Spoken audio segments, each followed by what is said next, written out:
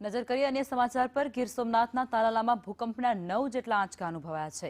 તાલાલામાં 15 કલાકમાં 9 ભૂકંપના આંચકા અનુભવાયા છે। સતત આંચકાઓથી લોકોમાં ભયનો માહોલ છવાયો છે।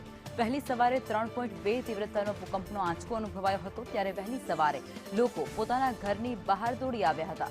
કેન્દ્રબિંદુ એ તાલાલાથી 24 કિલોમીટર ઉત્તર પૂર્વમાં નોંધાયું છે। 20 જેટલા ગામોમાં ભૂકંપની અસર વર્તાય છે।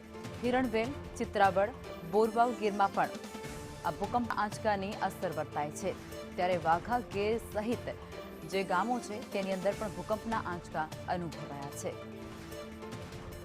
સંવાદદાતા રાકેશ અમારી સાથે જોડાયા છે। રાકેશ, તાલાલામાં ભૂકંપના 9 જેટલા આંચકા અનુભવાયા છે, લોકોમાં ભયનો માહોલ, શું કહેશો?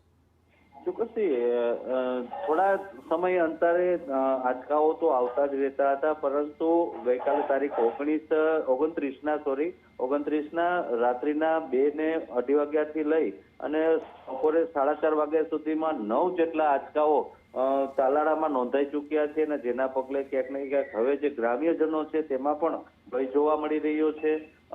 હિરણવેલ, ચિત્રાવડ, બોરવાવ ગીર, ધાવા ગીર સહિતના ગામોમાં આ જે આંચકાઓની અસર જોવા મળી છે। આંચકાઓ 2.9 થી 7.5 કિલોમીટરની ત્રિજ્યામાં જોવા મળ્યા છે, અને તાલાળા તાલુકાના 20 જેટલા ગામોમાં આ ભૂકંપના આંચકાઓની અસર જોવા મળી છે। કહી શકાય કે વહેલી સવારે મીઠી નીંદરમાં લોકો સૂતા હતા અને અચાનક આંચકાઓ અનુભવતા લોકોમાં ક્યાંક ને ક્યાંક ભય પણ જોવા મળી રહ્યો છે। એટલે કહી શકાય 15 કલાકમાં 9 જેટલા ભૂકંપના આંચકાઓના પગલે તાલાળા પંથકના જે ગીર પંથકના લોકો છે તેમાં ભય જોવા મળ્યો છે। આભાર રાકેશ।